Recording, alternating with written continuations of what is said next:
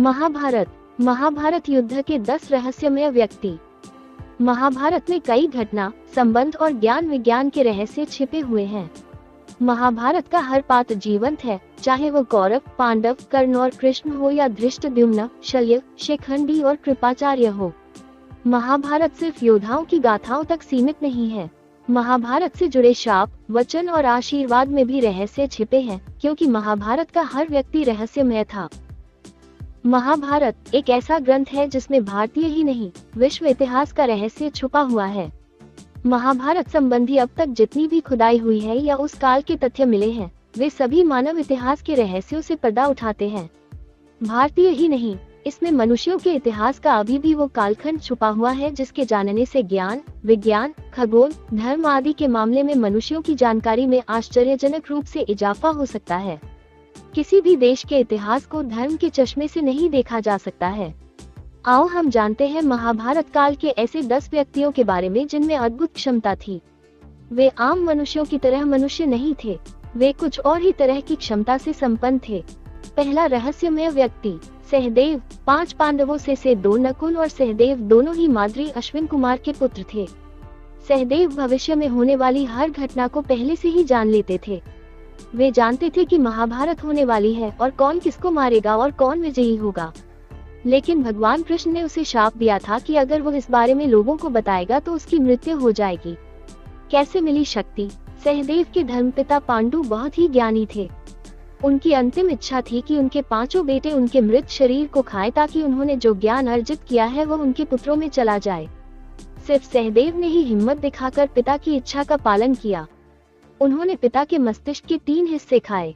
पहले टुकड़े को खाते ही सहदेव को इतिहास का ज्ञान हुआ, दूसरे टुकड़े को खाने से वर्तमान का और तीसरे टुकड़े को खाते ही वे भविष्य को देखने लगे। इस तरह वे त्रिकालज्ञ बन गए। दूसरा रहस्यमय व्यक्ति, बर्बरीक। बर्बरीक दुनिया का सर्वश्रेष्ठ धनुर्धर थे। बर्बरीक के लिए 3 बाण ही काफी थे जिसके बल पर वे कौरवों और पांडवों की पूरी सेना को समाप्त कर सकते थे। युद्ध के मैदान में भीम पौत्र बर्बरीक दोनों खेमों के मध्य बिंदु एक पीपल के वृक्ष के नीचे खड़े हो गए और यह घोषणा कर डाली कि मैं उस पक्ष की तरफ से लड़ूंगा जो हार रहा होगा। बर्बरीक की इस घोषणा से कृष्ण चिंतित हो गए। भीम के पौत्र बर्बरीक के समक्ष जब अर्जुन तथा भगवान श्री कृष्ण उसकी वीरता का चमत्कार देखने के लिए उपस्थित हुए तब बर्बरीक ने अपनी वीरता का छोटा सा नमूना मात्र ही दिखाया। कृष्ण ने कहा कि यह जो वृक्ष है इसके सारे पत्तों को एक ही तीर से छेद दो तो मैं मान जाऊंगा। बर्बरीक ने आज्ञा लेकर तीर को वृक्ष की ओर छोड़ दिया। जब तीर एक एक कर सारे पत्तों को छेदता जा रहा था उसी दौरान एक पत्ता टूटकर नीचे गिर पड़ा। कृष्ण ने उस पत्ते पर यह सोचकर पैर रखकर उसे छुपा लिया कि यह छेद होने से बच जाएगा, लेकिन सभी पत्तों को छेदता हुआ वो तीर कृष्ण के पैरों के पास आकर रुक गया।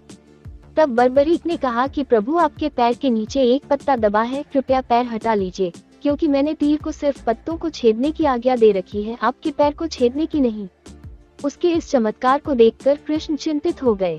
भगवान श्री कृष्ण ये बात जानते थे कि बर्बरीक प्रतिज्ञावश हारने वाले का साथ देगा।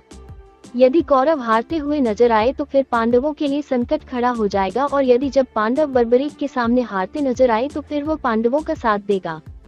इस तरह वो दोनों ओर की सेना को एक ही तीर से खत्म कर देगा। तब भगवान श्री कृष्ण ब्राह्मण का भेष बनाकर सुबह बर्बरीक के शिविर के द्वार पर पहुंच गए और दान मांगने लगे। बर्बरीक ने कहा, मांगो ब्राह्मण, क्या चाहिए? ब्राह्मण रूपी कृष्ण ने कहा कि तुम दे न सकोगे, लेकिन बर्बरीक कृष्ण के जाल में फंस गए और कृष्ण ने उससे उसका शीश मांग लिया। बर्बरीक द्वारा अपने पितामह पांडवों की विजय हेतु स्वेच्छा के साथ शीशदान कर दिया गया। बर्बरीक के इस बलिदान को देखकर दान के पश्चात श्री कृष्ण ने बर्बरीक को कलयुग में स्वयं के नाम से पूजित होने का वर दिया। आज बर्बरीक को खाटू श्याम के नाम से पूजा जाता है। जहां कृष्ण ने उसका शीश रखा था उस स्थान का नाम खाटू है। तीसरा रहस्यमय व्यक्ति, संजय। महाभारत युद्ध में संजय के बारे में सभी जानते हैं। संजय के पिता बुनकर थे, इसलिए उन्हें सूत पुत्र माना जाता था। उनके पिता का नाम गाव्यगण था। उन्होंने महर्षि वेदव्यास से दीक्षा लेकर ब्राह्मणत्व ग्रहण किया था। वेदादि विद्याओं का अध्ययन करके वे धृतराष्ट्र की राजसभा के सम्मानित मंत्री बन गए थे। आज के दृष्टिकोण से वे टेलीपैथिक विद्या में पारंगत थे। कहते हैं कि गीता का उपदेश 2 लोगों ने सुना, एक अर्जुन और दूसरा संजय। यही नहीं, देवताओं के लिए दुर्लभ विश्वरूप तथा चतुर्भुज रूप का दर्शन भी सिर्फ इन दो लोगों ने ही किया था। संजय अपनी स्पष्टवादिता के लिए प्रसिद्ध थे। वे धृतराष्ट्र को सही सलाह देते रहते थे। एक ओर वे जहां शकुनी की कुटिलता के बारे में सजग करते थे, तो दूसरी ओर वे दुर्योधन द्वारा पांडवों के साथ किए जाने वाले असहिष्णु व्यवहार के प्रति भी धृतराष्ट्र को अवगत कराकर चेताते रहते थे। वे धृतराष्ट्र के संदेशवाहक भी थे। संजय को दिव्य दृष्टि प्राप्त थी, अतः वे युद्ध क्षेत्र का समस्त दृश्य महल में बैठे ही देख सकते थे।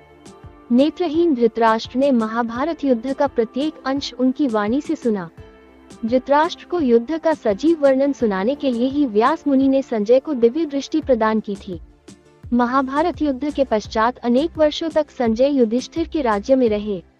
इसके पश्चात धृतराष्ट्र, गांधारी और कुंती के साथ उन्होंने भी संन्यास ले लिया था। बाद में धृतराष्ट्र की मृत्यु के बाद वे हिमालय चले गए, जहां से वे फिर कभी नहीं लौटे।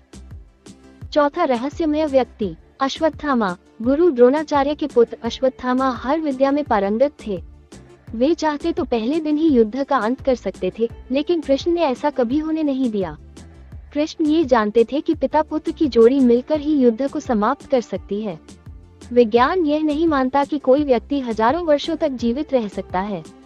ज्यादा से ज्यादा 150 वर्ष तक जीवित रहा जा सकता है, वो भी इस शर्त पर कि आबोहवा और खान पान अच्छा हो तो। तब ऐसे में कैसे माना जा सकता है कि अश्वत्थामा जीवित होंगे? लेकिन ये सत्य है कि अश्वत्थामा आज भी जीवित है। क्यों जीवित है अश्वत्थामा? महाभारत के युद्ध में अश्वत्थामा ने ब्रह्मास्त्र छोड़ दिया था, जिसके चलते लाखों लोग मारे गए थे। अश्वत्थामा के इस कृत्य से कृष्ण क्रोधित हो गए थे और उन्होंने अश्वत्थामा को शाप दिया था कि तू इतने विधों का पाप धोता हुआ 3000 वर्ष तक निर्जन स्थानों में भटकेगा।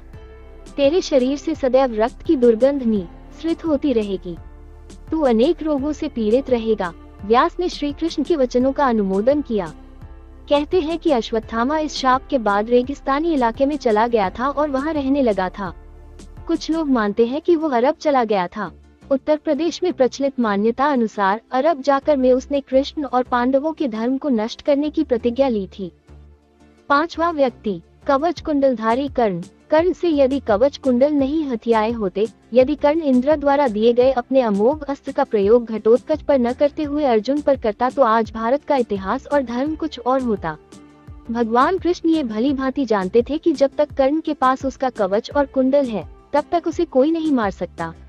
ऐसे में अर्जुन की सुरक्षा की कोई गारंटी नहीं। उधर देवराज इंद्र भी चिंतित थे, क्योंकि अर्जुन उनका पुत्र था। भगवान कृष्ण और देवराज इंद्र दोनों जानते थे कि जब तक कर्ण के पास पैदाइशी कवच और कुंडल है, वह युद्ध में अजेय रहेगा। तब कृष्ण ने देवराज इंद्र को एक उपाय बताया और फिर देवराज इंद्र एक ब्राह्मण के वेश में पहुंच गए कर्ण के द्वार। देवराज भी सभी के साथ लाइन में खड़े हो गए। कर्ण सभी को कुछ न कुछ दान देते जा रहे थे। बाद में जब देवराज का नंबर आया तो दानी कर्ण ने पूछा, विप्रवर आज्ञा कीजिए, किस वस्तु की अभिलाषा लेकर आए हैं? विप्र बने इंद्र ने कहा, हे महाराज, मैं बहुत दूर से आपकी प्रसिद्धि सुनकर आया हूँ। कहते हैं कि आप जैसा दानी तो इस धरा पर दूसरा कोई नहीं है। तो मुझे आशा ही नहीं विश्वास है कि मेरी इच्छित वस्तु तो मुझे अवश्य आप देंगे ही। फिर भी मन में कोई शंका न रहे, इसलिए आप संकल्प कर ले, तब ही मैं आपसे मांगूंगा, अन्यथा आप कहें तो मैं खाली हाथ चला जाता हूँ। तब ब्राह्मण के भेष में इंद्र ने और भी विनम्रता पूर्वक कहा, नहीं नहीं राजन, आपके प्राण की कामना हम नहीं करते, बस हमें इच्छित वस्तु मिल जाए तो हमें आत्म शांति मिले। पहले आप प्रण कर ले तो ही मैं आपसे दान मांगू। कर्ण ने तैश में आकर जल हाथ में लेकर कहा, हम प्रण करते हैं विप्रवर, अब तुरंत मांगिए। तब क्षद्म इंद्र ने कहा, राजन, आपके शरीर के कवच और कुंडल हमें दान स्वरूप चाहिए। एक पल के लिए सन्नाटा छा गया। कर्ण ने इंद्र की आंखों में झांका और फिर दानवीर कर्ण ने बिना एक क्षण भी गनवाए अपने कवच और कुंडल अपने शरीर से खंजर की सहायता से अलग किए और ब्राह्मण को सौंप दिए। इंद्र ने तुरंत वहां से दौड़ ही लगा दी और दूर खड़े रथ पर सवार होकर भाग गए, इसलिए कि कहीं उनका राज खुलने के बाद कर्ण बदल न जाए। कुछ मील जाकर इंद्र का रथ नीचे उतरकर भूमि में धंस गया। तभी आकाशवाणी हुई, देवराज इंद्र, तुमने बड़ा पाप किया है। अपने पुत्र अर्जुन की जान बचाने के लिए तूने छलपूर्वक कर्ण की जान खतरे में डाल दी है। अब ये रथ यहीं धंसा रहेगा और तू भी यहीं धंस जाएगा। तब इंद्र ने आकाशवाणी से पूछा, इससे बचने का उपाय क्या है? तब आकाशवाणी ने कहा, अब तुम्हें दान दी गई वस्तु के बदले में बराबरी की कोई वस्तु देना होगी। इंद्र क्या करते, उन्होंने यह मंजूर कर लिया। तब वे फिर से कर्ण के पास गए, लेकिन इस बार ब्राह्मण के वेश में नहीं। कर्ण ने उन्हें आता देखकर कहा, देवराज आदेश करिए, और क्या चाहिए? इंद्र ने झेपते हुए कहा, हे दानवीर कर्ण, अब मैं याचक नहीं हूँ, बल्कि आपको कुछ देना चाहता हूँ। कवच कुंडल को छोड़कर मांग लीजिए, आपको जो कुछ भी मांगना हो। कर्ण ने कहा, देवराज, मैंने आज तक कभी किसी से कुछ नहीं मांगा और न ही मुझे कुछ चाहिए। कर्ण सिर्फ दान देना जानता है, लेना नहीं। तब इंद्र ने विनम्रता पूर्वक कहा, महाराज कर्ण, आपको कुछ तो मांगना ही पड़ेगा, अन्यथा मेरा रथ और मैं यहाँ से नहीं जा सकता हूँ। आप कुछ मांगेंगे तो मुझ पर बड़ी कृपा होगी। आप जो भी मांगेंगे मैं देने को तैयार हूँ। कर्ण ने कहा, देवराज, आप कितना ही प्रयत्न कीजिए, लेकिन मैं सिर्फ दान देना जानता हूँ, लेना नहीं। मैंने जीवन में कभी कोई दान नहीं लिया। तब लाचार इंद्र ने कहा, मैं यह वज्ररूपी शक्ति आपको बदले में देकर जा रहा हूँ। तुम इसको जिसके ऊपर भी चला दोगे वो बच नहीं पाएगा। भले ही साक्षात काल के ऊपर ही चला देना, लेकिन इसका प्रयोग सिर्फ एक बार ही कर पाओगे। कर्ण कुछ कहते उसके पहले ही देवराज वो वज्र शक्ति वहां रखकर तुरंत भाग लिए। कर्ण की आवाज देने पर भी वे रुके नहीं। बाद में कर्ण को उस वज्र शक्ति को अपने पास मजबूरन रखना पड़ा। लेकिन जैसे ही दुर्योधन को मालूम पड़ा कि कर्ण ने अपने कवच कुंडल दान में दे दिए हैं, तो दुर्योधन को तो चक्कर ही आ गए। उसको हस्तिनापुर का राज्य हाथ से जाता लगने लगा। लेकिन जब उसने सुना कि उसके बदले वज्र शक्ति मिल गई है, तो फिर से उसकी जान में जान आई। अब इसे भी कर्ण की गलती नहीं मान सकते, यह उसकी मजबूरी थी। लेकिन उसने यहाँ गलती यह की कि वो इंद्र से कुछ मांग ही लेता। नहीं मांगने की गलती तो गलती ही है। अरे, वज्र शक्ति को 3 बार प्रयोग करने की इच्छा ही व्यक्त कर देता। छठा व्यक्ति भीम। कुंती वायु के पुत्र थे भीम, अर्थात पवन पुत्र भीम। भीम में 1000 हाथियों का बल था। युद्ध में भीम से ज्यादा शक्तिशाली उनका पुत्र घटोत्कच ही था। घटोत्कच का पुत्र बर्बरीक था। उन्होंने एक बार अपनी भुजाओं से नर्मदा नदी का प्रवाह रोक दिया था। युद्ध में भीम से ज्यादा शक्तिशाली सिर्फ उनका पुत्र ही था।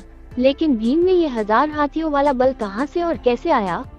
ये सभी जानते हैं कि गांधारी का बड़ा पुत्र दुर्योधन और गांधारी का भाई शकुनी कुंती के पुत्रों को मारने के लिए नई नई योजनाएं बनाते थे।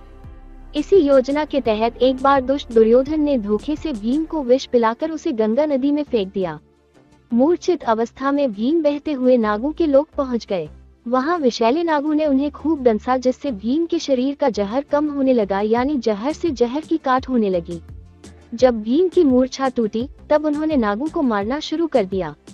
ये खबर नागराज वासुकी के पास पहुंची। तब वे स्वयं भीम के पास आए। वासुकी के साथी आर्यक नाग ने भीम को पहचान लिया। आर्यक नाग भीम के नाना थे। भीम ने उन्हें अपने गंगा में धोखे से बहा देने का किस्सा सुनाया। ये सुनकर आर्यक नाग ने भीम को हजारों हाथियों का बल प्रदान करने वाले कुंडों का रस पिलाया, जिससे भीम और भी शक्तिशाली हो गए। सातवां व्यक्ति घटोत्कच। माना जाता है कि कद काठी के हिसाब से भीम पुत्र घटोत्कच इतना विशालकाय था कि वो लात मारकर रथ को कई फुट पीछे फेंक देता था और सैनिकों तो वो अपने पैरों तले कुचल देता था। भीम की असुर पत्नी हिडिंबा से घटोत्कच का जन्म हुआ था। भीम पुत्र घटोत्कच का कंकाल मिला। जन्म लेते समय उसके सिर पर केश उत्कच नहीं थे, इसलिए उसका नाम घट हाथी का मस्तक जोड़ उत्कच इक्वल्स केशहीन अर्थात घटोत्कच रखा गया। इसका मस्तक हाथी के मस्तक जैसा और केश शून्य होने के कारण ये घटोत्कच नाम से प्रसिद्ध हुआ। वो अत्यंत मायावी निकला और जन्म लेते ही बड़ा हो गया। उसमें जहाँ शारीरिक बल था वही वो मायावी भी था। चूंकि घटोत्कच की माता एक राक्षसी थी, पिता एक वीर क्षत्रिय था, इसलिए इसमें मनुष्य और राक्षस दोनों के मिश्रित गुण विद्यमान थे। वो बड़ा क्रूर और निर्दयी था। महाभारत युद्ध के बीच इसने हाहाकार मचा दिया था। कर्ण सेनापति बनकर कौरवों के पक्ष से युद्ध कर रहे थे। कर्ण के पास इंद्र की दी हुई ऐसी शक्ति थी जिससे वो किसी भी पराक्रमी से पराक्रमी योद्धा को मार सकते थे। वो शक्ति कभी खाली जा ही नहीं सकती थी। कर्ण इस शक्ति से अर्जुन को मारना चाहते थे। श्री कृष्ण ये जानते थे, इसी कारण उन्होंने घटोत्कच को रणभूमि में उतारा। इस राक्षस ने आकाश से अग्नि और अनेक प्रकार के अस्त्र शस्त्र बरसाना आरंभ कर दिया, जिससे कौरव सेना में हाहाकार मच उठा। दुर्योधन ने घबराकर कर्ण से इसे मारने के लिए कहा। कर्ण भी इसकी मार से घबरा गए थे। उसने अपनी आंखों से देखा कि इस तरह तो कुछ ही देर में सारी कौरव सेना नष्ट हो जाएगी। तब लाचार होकर उसने घटोत्कच पर उस अमोघ शक्ति का प्रयोग किया। अतः घटोत्कच क्षण भर में ही निर्जीव होकर पृथ्वी पर गिर पड़ा। पांडवों को उसकी मृत्यु से दुख हुआ था, लेकिन श्री कृष्ण ने सारी चाल उनको समझाकर उन्हें संतुष्ट कर दिया। 8वां व्यक्ति भीष्म। शांतनु गंगा के पुत्र भीष्म का नाम देवव्रत था। उनको इच्छा मृत्यु का वरदान प्राप्त था। भीष्म की शरशैया पर लेटने की खबर फैलने पर कौरवों की सेना में हाहाकार मच जाता है। दोनों दलों के सैनिक और सेनापति युद्ध करना छोड़कर भीष्म के पास एकत्र हो जाते हैं। दोनों दलों के राजाओं से भीष्म कहते हैं, राजन्यगण, मेरा सिर नीचे लटक रहा है, मुझे उपयुक्त तकिया चाहिए। उनके एक आदेश पर तमाम राजा और योद्धा मूल्यवान और तरह तरह के तकिए ले आते हैं, किंतु भीष्म उनमें से एक को भी न लेकर मुस्कुराकर कहते हैं कि ये तकिए इस वीर शैया के काम में आने योग्य नहीं है राजन। फिर वे अर्जुन की ओर देखकर कहते हैं, बेटा, तुम तो क्षत्रिय धर्म के विद्वान हो, क्या तुम मुझे उपयुक्त तकिया दे सकते हो? आज्ञा पाते ही अर्जुन ने आंखों में आंसू लिए उनको अभिवादन कर भीष्म को बड़ी तेजी से ऐसे 3 बाण मारे जो उनके ललाट को छेदते हुए पृथ्वी में जा लगे। बस इस तरह सिर को सिरहाना मिल जाता है। इन बाणों का आधार मिल जाने से सिर के लटकते रहने की पीड़ा जाती रही। 9वां व्यक्ति दुर्योधन। दुर्योधन का शरीर वज्र के समान कठोर था, जिसे किसी धनुष या अन्य किसी हथियार से छेदा नहीं जा सकता था, लेकिन उसकी जांघ के प्राकृतिक रूप से होने के कारण भीम ने उसकी जांघ पर वार कर उसके शरीर के 2 फाड़ कर दिए थे। दुर्योधन का यह वज्र समान शरीर उनकी माता गांधारी के देखने के कारण बना था। माता ने उन्हें पुनर्तः नग्न होकर उनके समक्ष आने को कहा था, लेकिन कृष्ण द्वारा उनकी बुद्धि को मोड़ देने के कारण वे अपने गुप्तांगों को छुपाकर माता के समक्ष गए थे, इसलिए उनका उतना हिस्सा कमजोर रह गया था। 10वां रहस्यमय व्यक्ति भगवान कृष्ण। सब पर भारी कृष्ण मुरारी। भगवान कृष्ण 16 कलाओं में माहिर थे। वे जितने मायावी थे उतने ही मानवीय। उनके रहस्यमय व्यक्तित्व को तो बड़े बड़े योगी और तपस्वी भी न समझ पाए। एक तरफ अपने दरिद्र मित्र सुदामा के चरण पखारते हैं तो दूसरी ओर अपनी बुआ के बेटे शिशुपाल का वध भी कर देते हैं। उनके रहस्यमय व्यक्तित्व का सबसे बड़ा उदाहरण यह है कि अर्जुन ने सूर्यास्त से पूर्व जयद्रथ के वध की शपथ ली थी और कहा था कि यदि मैं उसे सूर्यास्त के पूर्व नहीं मार पाया तो अग्निचिता पर लेट जाऊंगा। कृष्ण ने अर्जुन को इसके लिए प्रोत्साहित भी किया था, क्योंकि कृष्ण ये जानते थे कि आज सूर्य ग्रहण है और सूर्य कुछ देर के लिए नहीं दिखेगा। हुआ यही, अर्जुन ने चिता तैयार कर ली, तब जयद्रथ भी ये देखने आया और तुरंत ही उसी वक्त सूर्य पुनः निकल आया। कृष्ण के इशारे पर पल भर में ही अर्जुन ने जयद्रथ का सिर अलग कर दिया। कृष्ण को ईश्वर मानना अनुचित है, किंतु इस धरती पर उनसे बड़ा कोई ईश्वर तुल्य नहीं है, इसीलिए उन्हें पूर्ण अवतार कहा गया है। कृष्ण ही गुरु और सखा है। कृष्ण ही भगवान है, अन्य कोई भगवान नहीं। कृष्ण है राजनीति, धर्म, दर्शन और योग का पूर्ण वक्तव्य। कृष्ण को जानना और उन्हीं की भक्ति करना ही हिंदुत्व का भक्ति मार्ग है। अन्य की भक्ति सिर्फ भ्रम, भटकाव और निर्णयहीनता के मार्ग पर ले जाती है। ये कथा सुनने के लिए आपका बहुत बहुत धन्यवाद। अगर कथा अच्छी लगी हो तो वीडियो को लाइक, शेयर और चैनल को सब्सक्राइब जरूर करें। कमेंट में राधे राधे जय श्री कृष्णा लिखना ना भूलें।